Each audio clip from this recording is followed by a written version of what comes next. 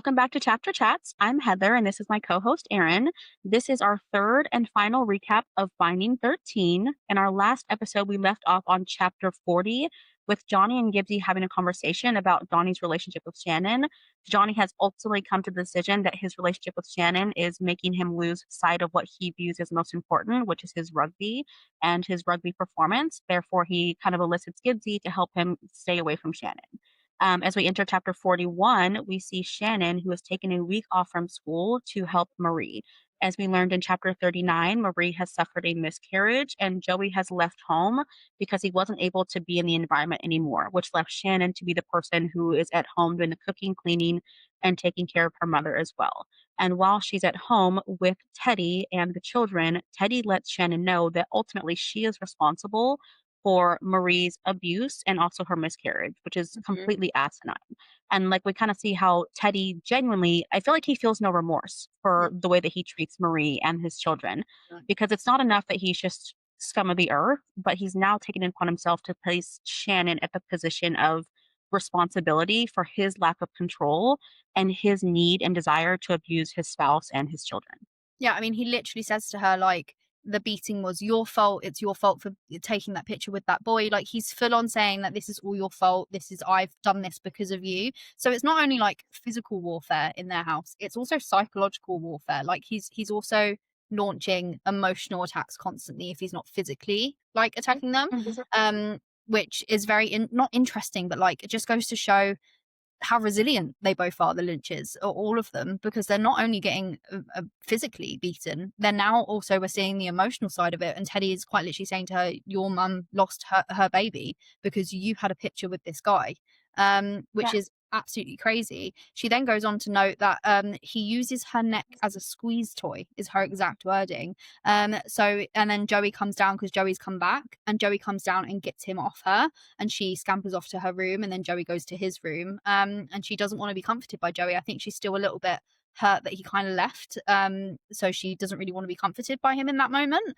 But yeah, she's like kind of feels really alone at this point because she can't talk to anyone about what's going on. She thinks Joey's got one foot out of the door, and she's being blamed for things that really, just aren't her fault. And it's Yeah. just And really we've already harrowing talked to read, understand, and listen to. one thing we talked about in the previous episodes is how Shannon already has a lot of like guilt inside of her. We talked about how like Hmm. she has all those suicidal ideations and how hard it is because again, I think that's one thing we talked about it being overlooked is because she doesn't really dwell on the thought. It's kind of like something she'll have the thought of suicidal ideation and then she'll kind of move on from it. Hmm. But I think that Teddy's comment of you, this is your fault, this is your responsibility, also kind of feeds into her mental health deteriorating because she does truly believe that they would all be better off if she were gone. Yeah. And then when we go into chapter 42, she's back at school, but she's in loads of pain from the beating she's had to take from Teddy for the whole week. And she's also having to do physical sport at that point when they get back into school. And she's noting how she has so much anxiety. She's in so much physical pain. She literally says, "I'm in so much pain, I can hardly stand it." And I'm pretty sure she means both physically and emotionally at that point. So she's really just kind of like battling through it.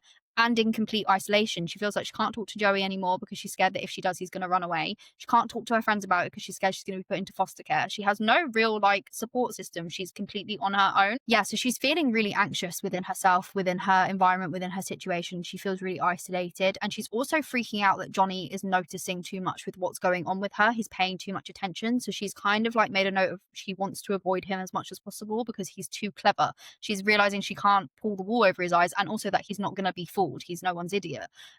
So she started to freak out about being in close proximity to Johnny.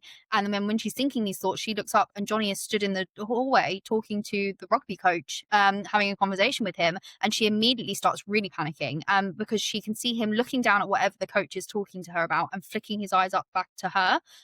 So he keeps looking between the two and she's like, "I don't want to have a conversation with him. I don't want to see him." And she was planning to ask to leave PE early. And now she feels like she can't go because he's in the doorway. And so she waits for the lesson to finish. So she's gripping Claire so tightly, she drags her into the locker room, and Claire's like, "What the hell? Let go of me, like you're hurting me." And she's like, "Oh, I'm so sorry." And this just shows how anxious she is. And then they bump into Helen and Shelley, and Helen and Shelley are like, "Oh my God, look how sexy Johnny is, look how good looking he is." And Shannon's just kind of quietly observing. She's not really saying anything. She's not really getting involved. And then Claire lets slip that Shan has been taking spins in Johnny's car. And obviously the girls are then like, oh my God, and they're really excited about it. But then they get onto the topic of Bella and they start saying, hey, if Bella finds out, she's gonna really gun for you.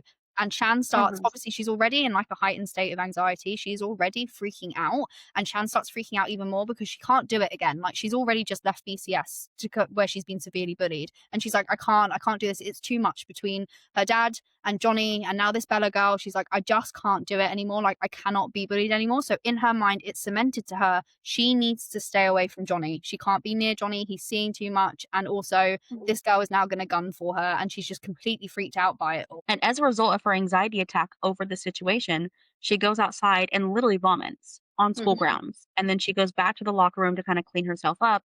And when she's leaving the locker room, she, of course, runs into Johnny. And so Mhm. Johnny and her are having a conversation, and she basically talks about how she's not. I think Johnny recognizes that she's not doing okay. And he Yeah. asks her how she's doing, and she's like, oh, I'm okay.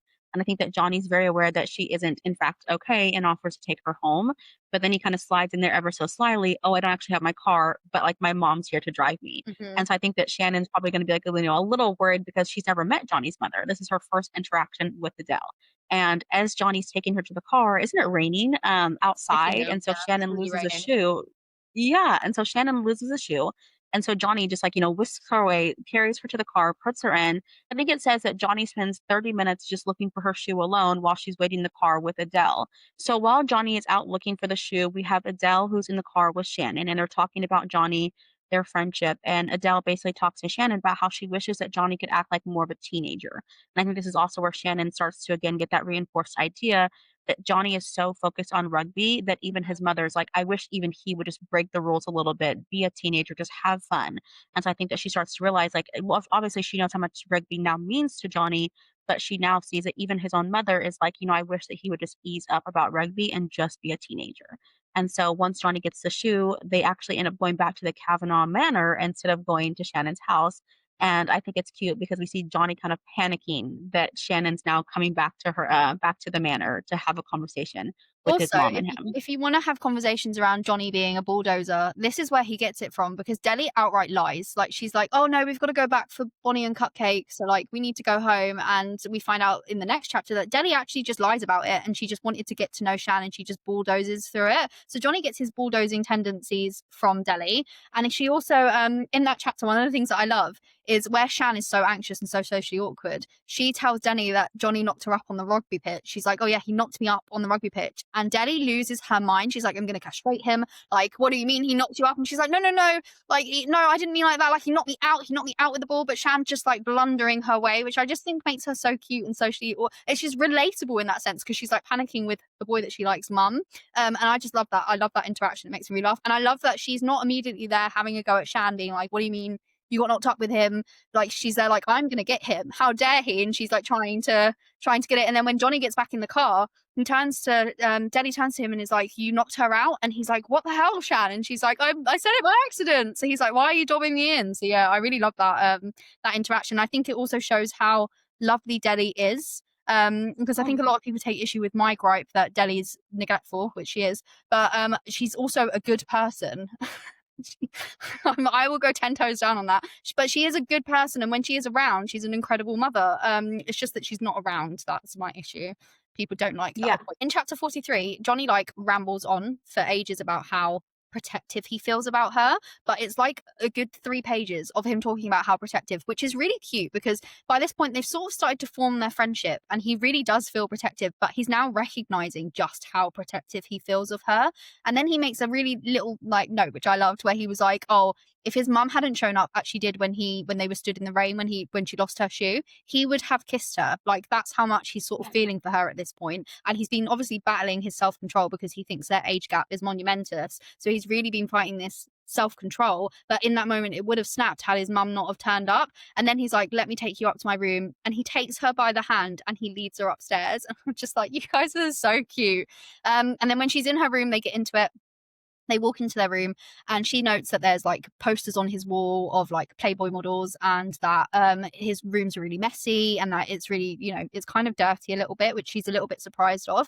And then she's looking around his room and she's like, "Oh, do you have a PlayStation?" He's like, "Yeah." And she's like, "I can play Grand Theft Auto." And Johnny's like, "No, you can't." And she's like, "Yeah, I can." So they start playing it. And then she wins and she beats him and he's like blown away, but he's also a really sore loser, so he's really grumpy about it, and she's kind of teasing him about it, which for me, I love this because they're finally kind of flirting. For me, this is like one of their most normal interactions where they're just being normal teenagers doing normal teenager things, and he starts tickling her and they start wrestling for the control. And I remember when I first read this, I was like, oh, they're gonna kiss, but no, because bulldozer Mammy K walks in and she's like, no, Shan, you need to go have a shower, you need to get out of your wet clothes. So throughout this whole interaction, they have quite literally been sat there in their drenched wet clothes. And Johnny also notes to her, Shan, at this point, she's like, oh, she's away for work most of the time. She actually flies out to London in the morning for a few weeks, which means that Mammy K wasn't going to be there for a few weeks. He was like, but when she's home, she likes to be involved in my life.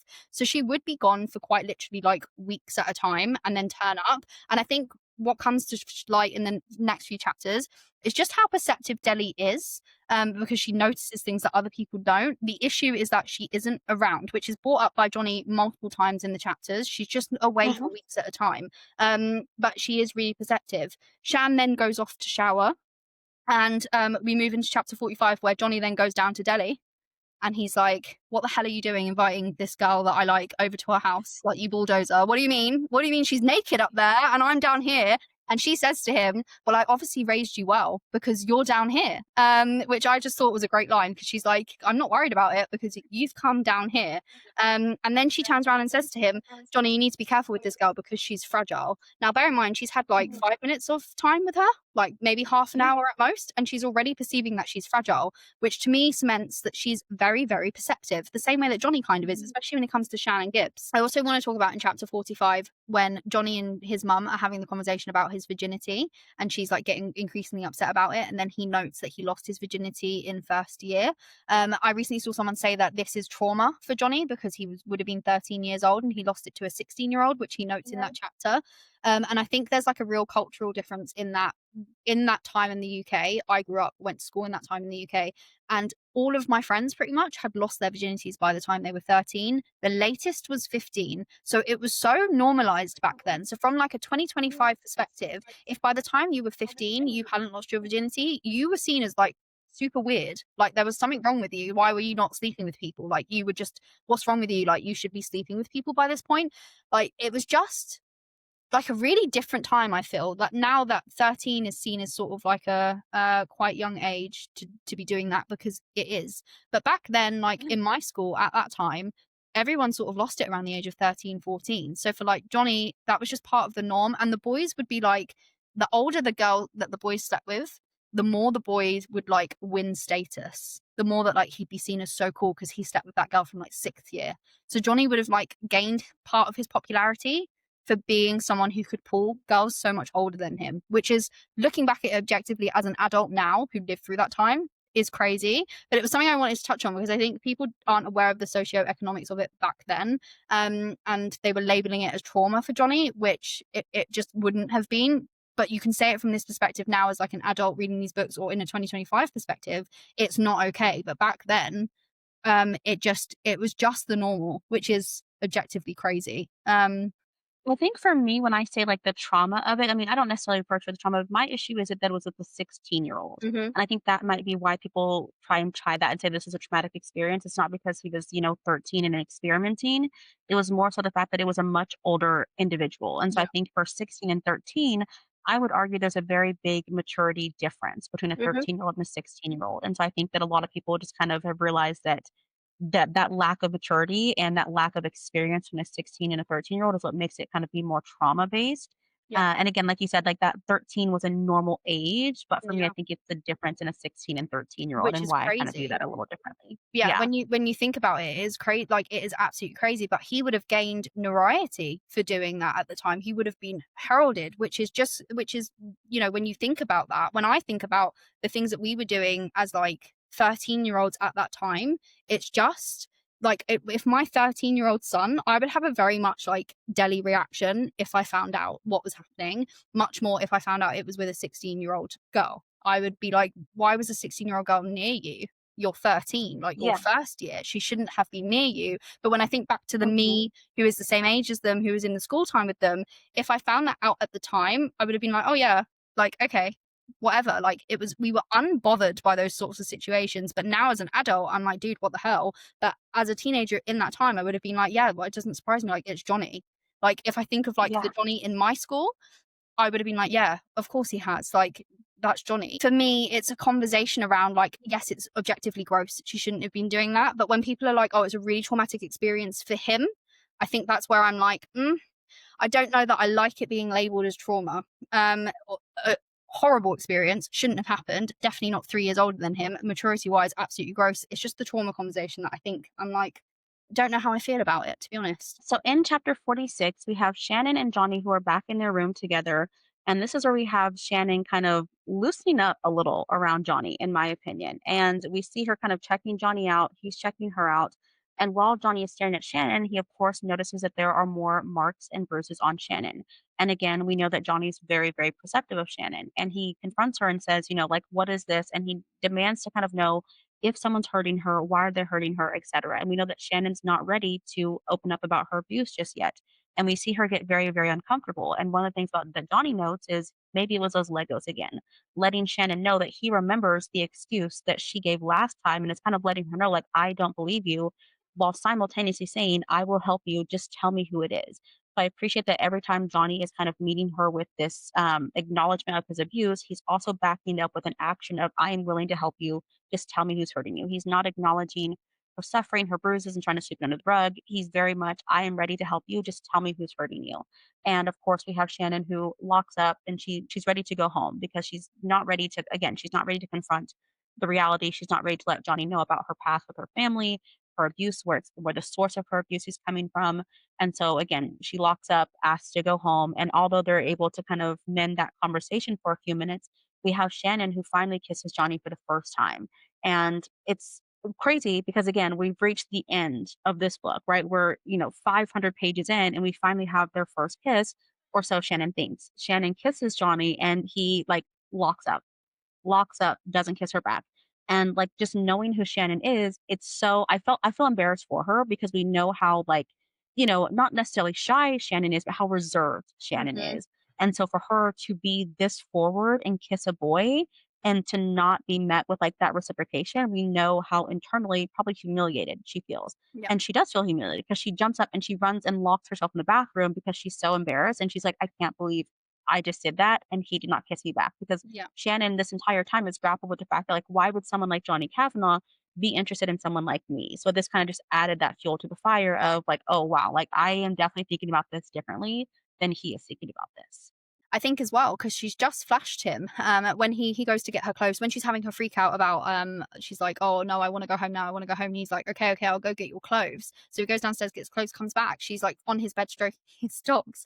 It's not funny because Shan, man, like she's just, life is just not fair to her. She's on his bed, she's stroking his dog, she's distracted by the dogs. He comes over and he's literally struggling to breathe, he's like inhaling calm breaths, and he comes over and he just snaps her towel back together, and she's like, oh my god, did you see? And he's like, mm-hmm.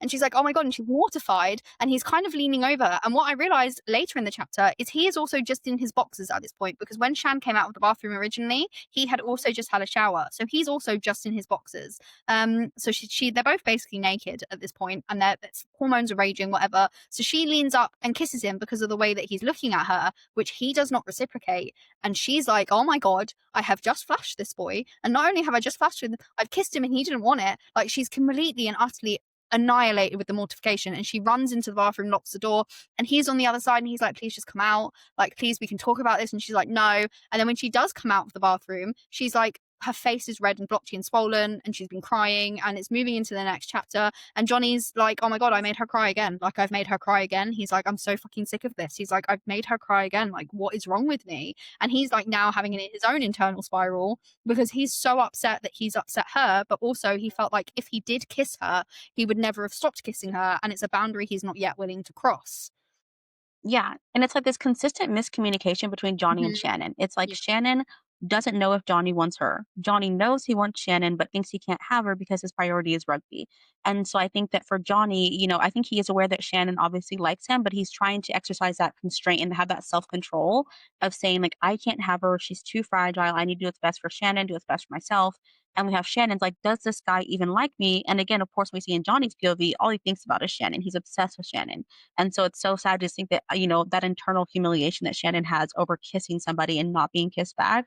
I just felt so bad for Shannon. I'm like, oh, like Shannon, like if only you knew. But it's like, Yeah. internally, she's freaking out and just so embarrassed. And again, was crying in the bathroom. I'm like, oh, Shan, you have no idea how much this boy is obsessed with you. So then in chapter 48, she finally comes out there in the car. She's fighting with her mortification. She feels really embarrassed. Johnny tries to talk to her and she's like, no. They have this like sort of explosive conversation where he's trying to explain that he does like her. He just can't go there. And she's like, no, you just don't like me. It's fine. I get it. And he's like, if that's what you've taken from this, then you clearly don't know where I'm feeling. And she just sort of like storms out of the car and storms back to hers and isn't speaking to him. And when they get to school on the following Monday, the first thing Johnny does is he sees Gibbs and he's like, I fucked up. And Gibbs is like, what did you do? And he's like, I bulldozed again. I took her again and I didn't kiss her back. And Gibbs notes, you're in love with her, dude. Like, get yourself together because you are in love with her. And Johnny is just like, I'm not. And he's like, yes, you are. So Gibbs, our perceptive king, is once again calling out behavior that he sees. And he's like, you need to pull Mhm. yourself together because you are in love with her. And later that day, we see Gibbs pop up again because Shan's really upset. She's got really bad stomach pains. She doesn't know what it is. She's going to the bathroom and she's like in agony in her stomach. And there's a girl in the bathroom who says to her, you're leaking, by the way. And she realizes she's getting her very first period for the first time ever in 16 years. She doesn't have anything with her because why would she? Because she's never had it before. So she makeshifts one. And when she comes out of the bathroom, the girl and her are talking. The girl's like, who are you again? And she's like, oh, I'm Shannon. She's like, oh, the new girl. And this girl turns out to be Bella.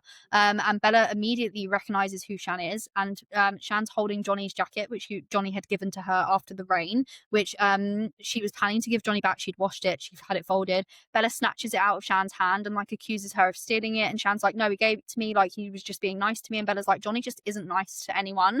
And she's like, do you know who I am? And Shan's like, yeah. She's like, do you know who he is? And Shan's like, yeah. And she's like, yeah, so you're a nobody. You're a nobody. And if you go near him, like I'm going to mess with you. And Shan gets really upset because she's getting it from all angles. Once again, she's getting it at home. She's getting it at school. She then explodes out of the bathroom and she runs straight into a hard mail chest, which when I first read it, I was like, oh, it's Johnny again. And Johnny's going to lose his mind. But no, it was Gibbs. And Gibbs like immediately turns around. He's like, oh, you're upset. Oh my God, I hurt you. And she's like, no, I'm fine. It's okay. He's like, no, you're definitely hurt. Like, what can I do? And what I love about Gibbs in this interaction is he basically is asking her what he can do to help her. He's like, do you want a hug from me? And she's like, no. And he's like, do you want me to take you home? And she's like, yeah. And I love that from Shan because she doesn't trust people, which we know, but she immediately says yes to Gibbs taking her home. Which I'm like, that's amazing because she just gives her such wholesome, warm vibes that she's like, yeah. But then they don't get to go because Johnny then rocks up and he's mad at Gibbs because he's like, what have you done to upset her? And Gibbs is like, I didn't do anything. And he's like, well, she's got upset. So you've obviously done something. And he's like demanding Shan tell him like, what's wrong? And Shan keeps flicking her eyes over to where Bella's like glaring at them. And Johnny, obviously being intelligent and perceptive, puts two and two together and is like, what did she say to you? Shan fobs him off and is like, no, it's just my period. And Johnny doesn't have a reaction to this, which Shan's really surprised by because he's a boy, he's a teenage boy. So she's expecting him to be really grossed out, but he isn't. And he's just like, oh, okay. And because she bends over and he's like, did she punch you? And she's like, no, she didn't like hurt me or anything like that. And he takes the lie at first, where she's like, oh, yeah, it's because of Bella, until they're walking away and Bella shouts, you slut. And Johnny turns around, which is really unlike him considering he's like, someone who's very proper. And he says, you're one to talk. They have like a war of words. And Bella says to him, I'm going to call the academy and tell them about you. And Johnny's like, go ahead. Like, he just doesn't care. At this point, he's like willing to throw away the academy. He's like, call them. I don't care. But it just shows the level of like, where he's now starting to place Shan in terms of rankings and in terms of rugby. Even when she's like, I'm going to tell the academy that what you've just said to me, he's like, I literally do not care. And then he gets Shan out of there. He gets her into his car to take her home once again, because that seems to be his thing at the moment. He's just like, I will be taking you Yeah. all the time. Yeah. He's always there to rescue Shannon and take her home. Again, obviously not knowing that home is where she has, the worst home life, but I just appreciate that every time something's happening to Shannon, Johnny's right there to rescue her and take her back home. While Shannon and Johnny are driving, this is where they have their cute little moment bonding over music. And I think Shannon actually compliments Johnny on a song that's on his iPod that actually played in a pub when Johnny was there with Huey Gibbsy and I think Katie as well. And he like kind of notes like, oh, like that was a song that was playing in the pub a few weeks ago. And my favorite part about this car scene and interaction is this is the first time that Shannon plays the song for Johnny, the Beatles song, Here Comes the Sun. And she tells Johnny that, this is one of my favorite songs. My grandpa used to sing this to me whenever I was scared or nervous. And Johnny says, I filed that away in my memory for safekeeping in case I ever needed it. And Hmm. we all know why that song is just so, so important between Johnny and Shannon in the next books. But I just love that little moment where Johnny's just like, I hid that away in the back of my mind again, showing that every little detail that Shannon gives Johnny about her life, like he is very quick to be like, oh, I'm going to keep that and put that in the back of my mind so I never forget this about her. Yeah, and what I really liked about this car scene is that she compliments him on his music. She's like, "Oh, you have good music," and Johnny notes that's a really weird compliment, and he doesn't know how to take it because he's so used to only being complimented on his rugby skills that he's never been complimented for anything else, and he finds it really weird. He's just like he doesn't know how to handle it because she's not talking about rugby, and she's saying, "Oh, you have really good music taste," and he's actually like, "I don't know how to handle that compliment because it's not about rugby," which goes to show just where he's so used to just everything is rugby, even the compliments that he gets are about rugby. So if someone was to say to him, you're great at rugby, he'd be like, yeah. But she's there like, I really like your music taste. And he's like, whoa, like you're being crazy right now. How are you like he really feels it. Like he genuinely really feels it. There's like 3 lines about how it makes him feel, which I thought was really interesting. He then drops her off and she kisses his cheek and he like is overcome with emotion at it and she gets out the car and she goes home and then she goes to have a shower and the next thing she knows there's like a knock on her door and she opens it and Johnny Uh-huh. is stood there and he comes in and they literally study for 4 entire hours. He goes into her room and he's like, "Oh, you've read loads of books. You must be so smart." And she's like, "No, I'm actually really not." And then he spends the next 4 hours teaching her maths because she's like, "That's where I struggle," which is just so cute that they're just spending this time. And he remarks like, "How did it get so late? All I've done is like study." He misses a PT session because he's just got so away with time just by showing her how to use a calculator. He was like blown Yeah. away with time, which is just so cute. Yeah, and unfortunately, like this whole bonding scene, of course, we know exactly what it leads to. So after Johnny excuses himself and he leaves, Shannon's looking for her phone. So she goes downstairs looking for her phone. And of course, we have the demon Teddy who shows up and asks Shannon, like, what she's been doing. No, he literally is. Because then he says, It the really neighbor, is. I'm so, no, he actually is. I can't stand this man. Like, so then, of course, Teddy asks Shannon, like, oh, like, what have you been doing? And then he tells Shannon, like, oh, the neighbor saw a boy here, Hmm. Johnny here. And then he, of course, starts to like attack Shannon. He's like punching her and then takes her phone and drops it in a glass of water and says, the next time you lie to me, you will be the one who drowns. And Yeah. it's like, you are such, like, words cannot describe how much I hate Mhm. Teddy Lynch. Yeah. I despise him. And it's just like, just to think about how small and fragile Shannon is and like how the fact that he just like will pummel her and beat her Yeah. just for the smallest things. It's just like, you are the devil. Yeah. You're the devil, No, sir. as well, and I think what's really sad about that scene, what really got me is that Joey comes and checks on her and she doesn't answer the door and she says, "Oh no, it's just my period." And she's like, "I'm after getting my period." And she doesn't want to tell Joey what Teddy did because he's only just come back from ethers and she's scared he'll leave again. So she doesn't even want to, she's really just not confiding him in anymore, which to her is just cementing she's really in isolation because now the person that she could always go to, she feels like she can't because he's gonna leave. So she's like, she doesn't tell him and she just scrambles to her room and stays there. And that felt like a gut punch to me because obviously the one thing we know from Jove so far is that he wants to be there for her and she's now kind of phasing him out because she's so scared he's gonna abandon her. At school the following day, we have Claire and Shannon who are having a conversation. And while Claire's having a conversation with Shannon, she starts to notice that Shannon has some bruising around her eye that Shannon is attempting to cover up or wants to cover up. And I think that Claire, in my opinion, is also very perceptive. And she starts to have a conversation with Shannon about, like, where did these bruises come from? Are you being hurt? And it's very clear that Claire wants to be able to help Shannon. And I think that one of the biggest things I struggle with this fandom is how they try to place this level of responsibility on Claire's head for Mhm. this scene. Claire was adamantly trying to tell Shannon that she needed to tell somebody about what was happening because it was clear that somebody was putting their hands on Shannon. And Claire notes, like, I can't keep quiet about this. She literally says, I cannot keep quiet about this. That is Claire showing that she wants to help her friend Shannon Mhm. because she's seeing the bruises that are happening on her face. And I think that a lot of people try to think that Claire should have done more, could have done more. What more could Claire have done in this moment? She Mhm. asked her friend what was happening. She shows her friend she's ready and willing to help. And she asks her friend, like, who is doing this to you? Let's get help. Let's figure out how to make this stop because no one wants to see their friend suffering or in pain. Shannon tells Claire Nothing's happening. I just need you to help me cover it up. Claire, like, just drop it, let it go. So Shannon is very adamant with Claire, the same way she is very adamant with Johnny to drop it, to let it go. And she's always going to make excuses and she's always going to be covering up these bruises because she's not ready for anyone to know the reality that she is being abused at home. And so I really dislike how people try to say that Claire should have done more, but it's like Claire is not the only person who recognized Shannon's Hmm. bruises. She's not the only person who's offered to help Shannon get help for this. So this idea that Claire's responsible for not going to a trusted adult when there are countless people who have acknowledged Shannon's bruises and all these things, and they're all in that same position of, I'm ready to help you. Just tell me who's hurting you and how can I help? So I think that people need to just understand that one, Claire is also a child, but two, Johnny and Claire are both offering and extending that hand of, we will help you. Just tell us who's hurting you and we'll help you get help. And so I think to try and say that that is them ignoring her abuse is just it's just ignorant to have that opinion, in my opinion. I mean, and also to expand on that, my issue with that take is if the children are being able to see the marks on her, the teachers should be able to see it. There are other people who have a duty of care to the literal children to be able to see what is happening with them, and they are ignoring it willfully. I mean, Shannon's shy timid. Why does she not have? She's come into the year late. Why does she not have someone checking in on her, a trusted adult or anyone else? And at this point, Johnny also hasn't reported it to an adult. So if you're going to put that responsibility on Claire, Johnny is more mature, he's more vocal, he has more power, and he has more status, which means you have to hold him to the exact same standard. But putting it on children's shoulders regardless is ridiculous. They have no idea how to navigate these incredibly scary and complex situations, and Shannon isn't working with them.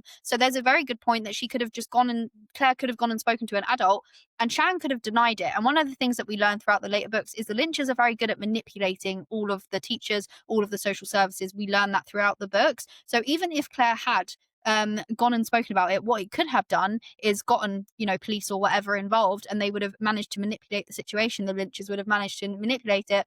But Shan is now down a friend because her friend didn't listen to her friend didn't do as she wished, and her friend didn't trust her to handle the situation as she currently saw fit. So Shan would have been more in isolation. So I take issue with people wanting these teenagers to emote better, to handle these very dark, complex situations better, and to place the responsibility on the children's, because it's the parents' responsibility and it's the teacher's responsibility, and there should have been safeguarding in place. Now, I know they're fictional characters, but you can't blame the teenagers for not doing what you think is the best thing to do, especially as we see in Claire's development. She does start doing the thing that people wanted her to do in this situation because of what happens in this situation. So yeah, I feel quite strongly that it's unfair to blame Claire. It's unfair Yeah, to blame I any agree. of them.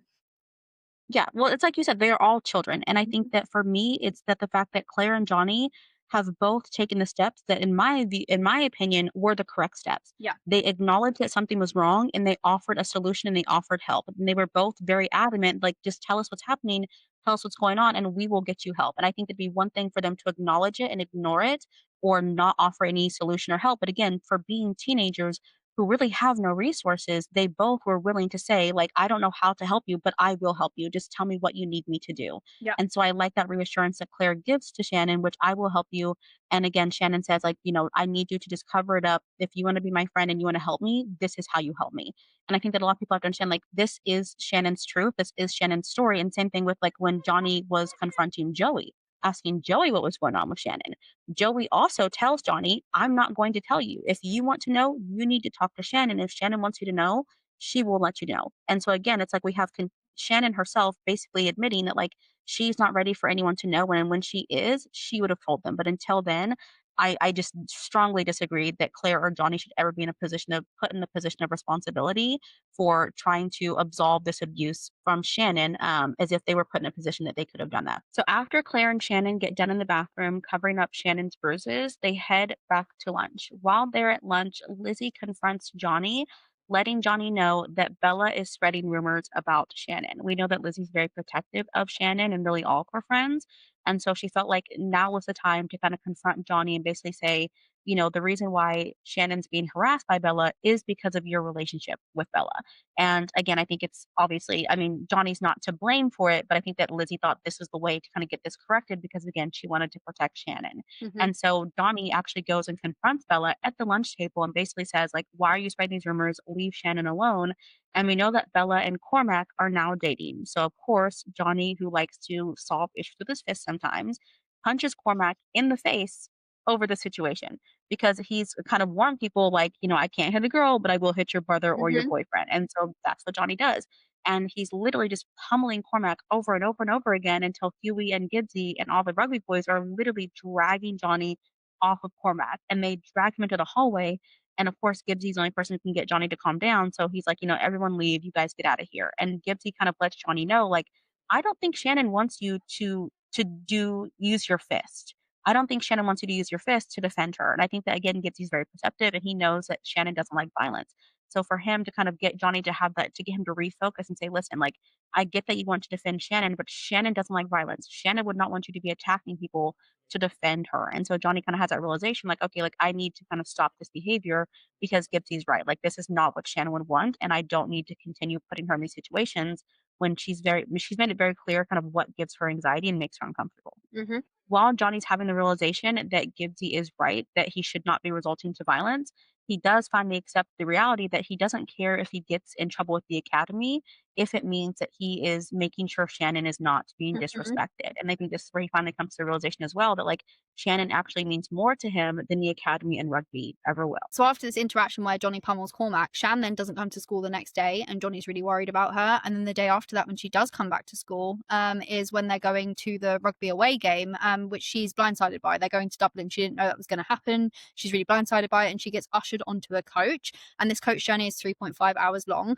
One of my favorite parts of this scene is Johnny notes that before, one of the teachers who's a bit wackadoodle, she would like make them do quizzes and stuff, and Johnny would never, ever, ever get involved with it.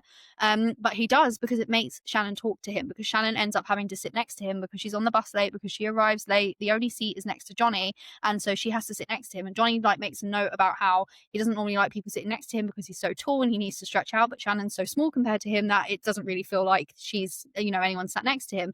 They start playing the games and they're winning because Johnny's so clever. And she makes a note that she's going to keep all the little eggs that they're winning for her brothers, because it's around Easter time, so they're winning little eggs. And she's like, oh, they're going to be so delighted because I'm winning them all these eggs. Well, technically, Johnny's winning them, and Johnny's just like really happy to be speaking to Shan, which is really cute. They stop off for some food. Everyone gets off the coach. And Shan and Johnny stay on talking. And I think that's when Shan gets the iPod. She sees his iPod and it's all love songs about her. And she's like, what is this? Why has he got all love songs about me?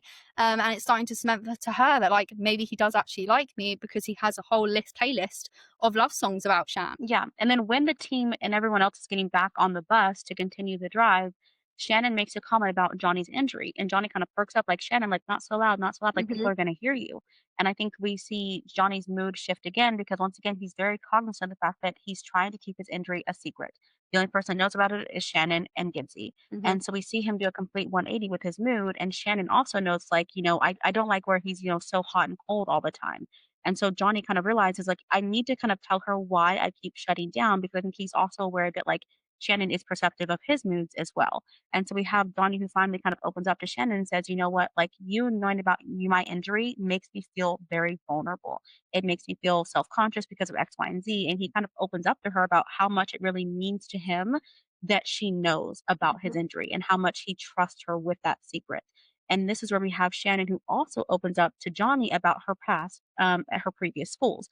And we know that Johnny is already aware of this because he read her files, but this is the first time that Shannon has ever willingly given Johnny a piece of information about her past because she realizes, like, oh, Johnny's sharing an insecurity and something very vulnerable with me. Let me share that same, a piece of vulnerable information about myself. And Hmm. we have this moment where they're both just being very vulnerable with each other. I think this is also kind of cements their relationship because they're both realizing, like, we can both kind of give and take as we need with each other and we can share these intimate details about our lives and it's only going to make our connection stronger as opposed to hurting our relationship. But I think they both kind of feel that way to a small degree, or at least had in the past for this moment. So when they get to Dublin, the Royce team is trying to delay the game by saying that Johnny can't play. And it ends up being about a 2 hour delay of them trying to get Johnny disqualified from playing the match. And even though they're trying to get him disqualified, ultimately it does not work.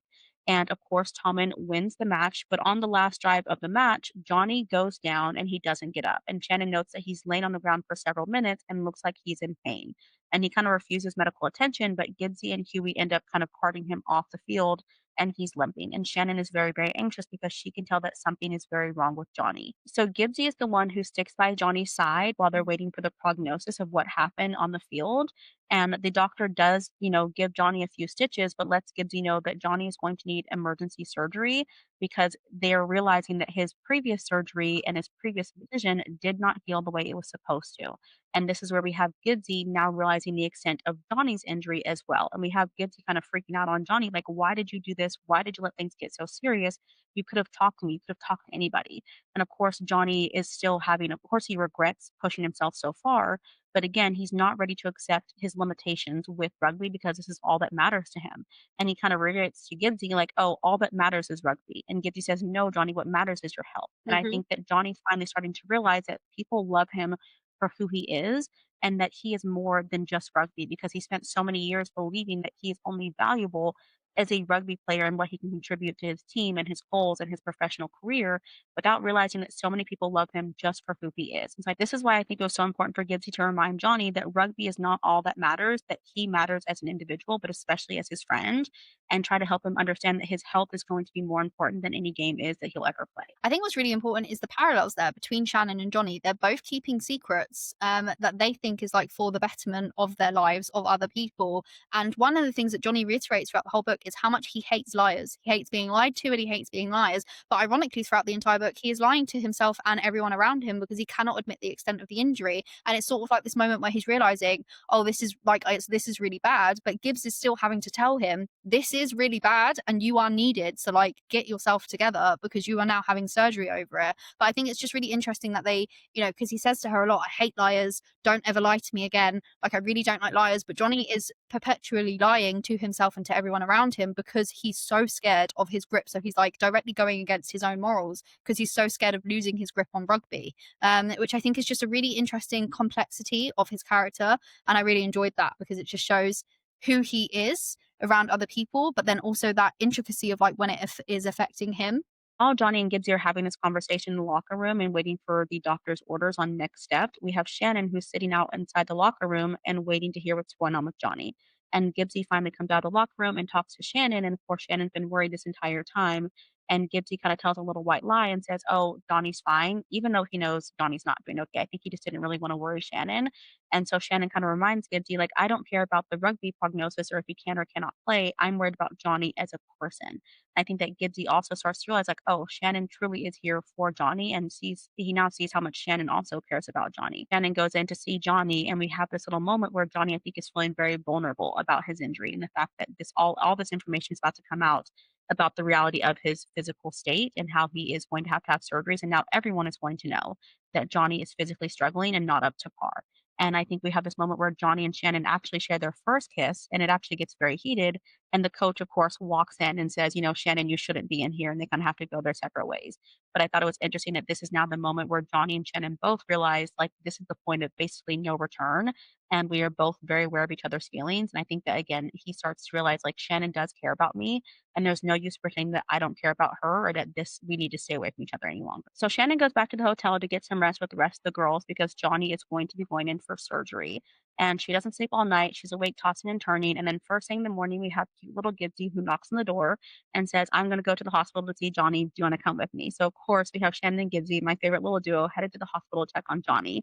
And I think that most people would say, like, this is probably one of the funniest parts of the book is when we get to the hospital and Johnny is high on morphine. And your boy's a little unhinged on morphine. And it's so funny because he's just like spewing nonsense. Yeah. He's confessing his love for Shannon, and John Sr. and Deli are asking him, what is he talking about? What is going on? And he's telling them how he's going to give her all his babies and just the most absurd things from Johnny as he's high on morphine. And I think that it finally only becomes serious as he starts to slowly come off the morphine. But Mhm. while he's still on morphine, is Shannon visits him.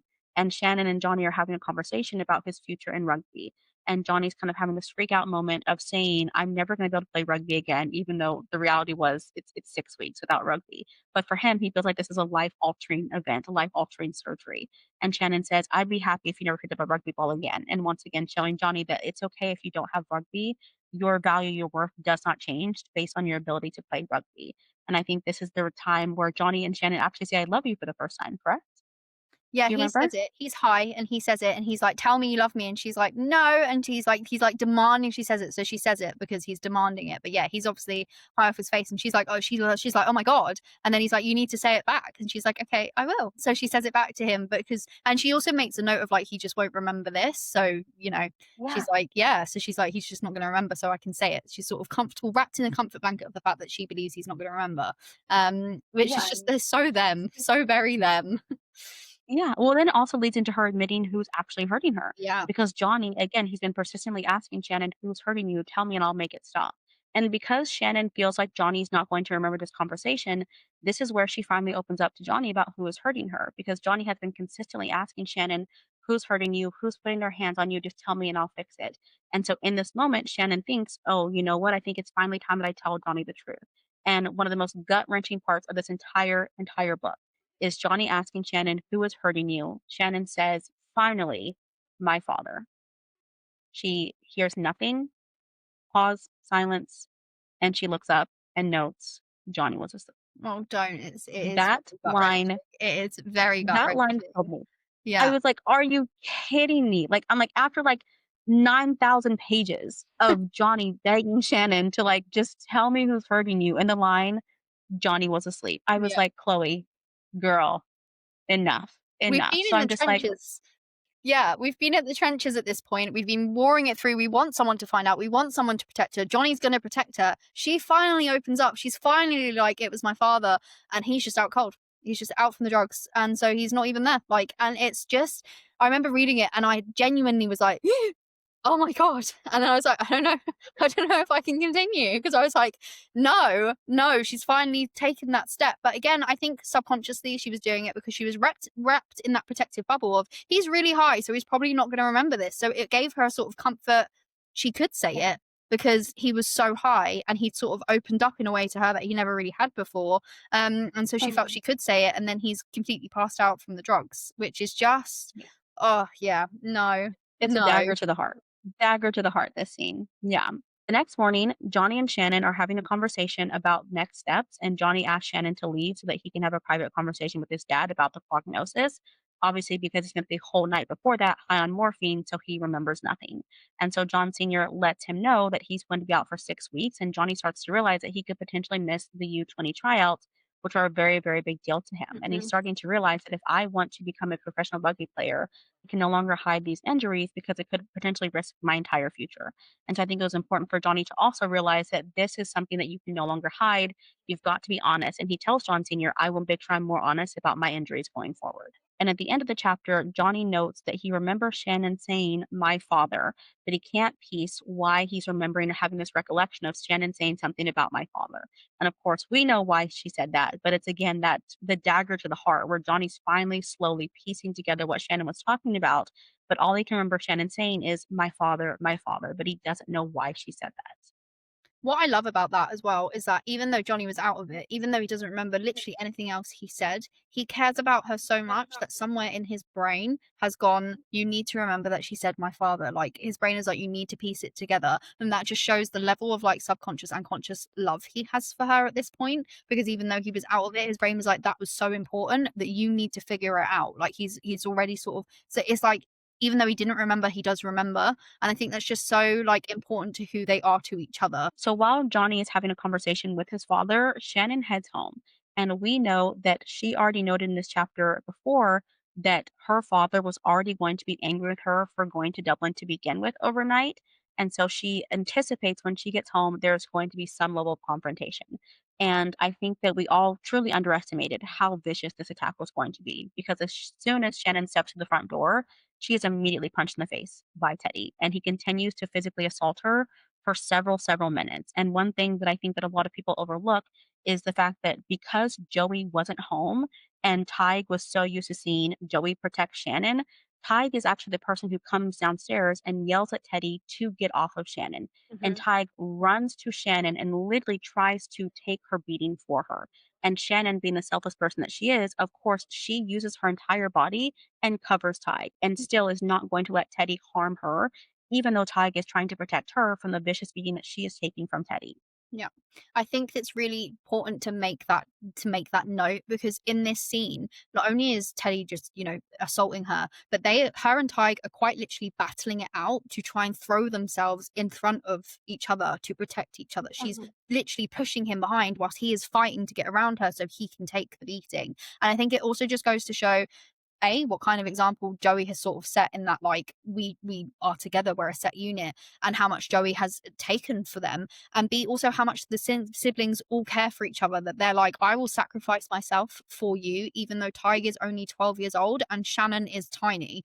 They're both there like, no, I would rather be sacrificed in this instance, and they're both basically being like, no. And it just shows how incredible their bond is, especially against their formidable, like, foe, which is their dad. While this is happening, Shannon yells for Ollie to go next door and to call Joey. So he runs next door, calls Joey, and Shannon talks about how she's literally fading from the light, how her last and final thoughts are actually about Johnny. And I think this is so touching because it's starting to see how Shannon has now grown to care so much about Johnny, and how in her final moments, in order to have some level of peace, she's thinking about Johnny and their relationship and what a comfort he was to her over these last several months for her.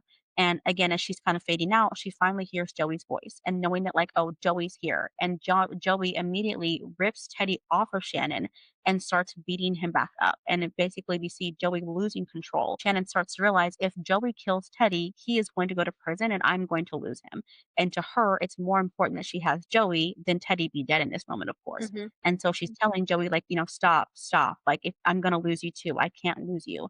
And so that leads Joey to finally stopping. And I think one of the worst parts of this chapter is as Shannon is laying there bloody, beaten to a pulp, and Joey is holding on to her, Marie comes into the room. I think she's already in the room, but Marie goes over to Teddy to Yeah. console Teddy Yeah. as Shannon is literally bleeding out on the floor and being Hmm. held by Joey, who's crying and can't even tell if Shannon is alive. Yeah. And it goes to show just how warped the Teddy and Marie relationship is, because I think Joe literally says to Marie, what about her? Like, what about us? What about your daughter who is literally laying here? He's like, what is wrong with you? Like, Joey's the one consoling your children, and you're going to the monster who put her in this position. Like, and Joe's just kind of like, I'm done with this situation now. Like, how dare you? He's so angry at the whole thing, and really, is out of order. And it just goes to show how warped Teddy and Marie are, that maybe she's been so conditioned that Teddy just comes first. So she doesn't even seem to register that her child is basically almost unconscious on the floor, because she just goes straight to Teddy to help him, which is just so sad and deranged, and awful to read about, because poor Shannon in that moment, and also poor Joey for the responsibility on top of everything else they've had to deal with. And Joey finally snaps. He finally Mhm. says, "Boys, go upstairs and pack your bags. We're done. We're leaving." And then Marie kind of comes to for a second and she's like, "Wait, Joey, please don't take my kids. Please don't take my kids." And Joey gives her an ultimatum. He literally says, "Him or us, because Yeah. we can't live like this anymore." He finally draws the line because he realizes, like, he is going to kill one of us, and it's probably going to be Shannon. And we know that Joey is never, ever, ever going to let anything happen to Shannon Mhm. while he is still living and breathing. So it was so important for him to let Marie know, either you kick him out and you are done, or we are all leaving together, and that's final. Yeah. And to add to that, I've spoken about this before, but I have a Joey, and I've asked him about this scene, and I've said to him, like, what would be going on in your mind in this scene? Because and he basically said, like, he doesn't know that he would have been able to control himself to stop himself from hurting Teddy in like a really severe manner. The only thing that would have stopped him is seeing the sight of me, which I think is very reflective of what happens to Joe, is that Shannon's asking him, and he's like, oh, she's in a really bad way, and so I need to get to Shannon. And so, whilst they're fictional characters, they are very reflective of things in real life. They're very reflective of things that people have actually lived through, which I think is why people feel so strongly Mhm, about. But it's also why it's so heartbreaking, because it's such a horrible mhm. thing to read about. And especially knowing that Marie and Teddy never put those kids first. And I will say this till I'm blue in the face: the needs of the parents never trump the needs of the kids. And they never, ever, ever put those kids first in any capacity whatsoever. And the kids really suffer because of it. And one of the hardest parts about this scene is the book ends on a cliffhanger. We Mhm. have Joey who's asking Marie, him or us. He's holding Shannon's lifeless body. She's bleeding out. The boys are standing there in disarray. Teddy's on the floor croaking. Marie is coddling Teddy. And again, we're ending on a cliffhanger. So it's like, does she choose him or does she choose the children? And we don't know until we get into the next book, Keeping 13. So this is our final episode on the Binding 13 recap. We will be picking back up with Keeping 13, which will begin with, once again, the same scene. where Joey is confronting Marie, asking her to pick the children or Teddy. Thank you so much for tuning in to us with this recap of Binding 13. We will see you guys in our next episode when we start the recap of Keeping 13. Make sure you like, comment, and subscribe, and we'll see you on our next episode.